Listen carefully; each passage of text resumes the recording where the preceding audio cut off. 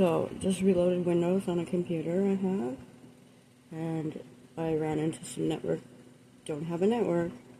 Okay, great, that's fine. So, I've had to like Google it a million times, and I'm not really familiar with like command prompt and everything like that, so I've been like learning or whatever. But then I thought about it, and why is everybody struggling? Just connect your cell phone to it with your cord and USB tether it.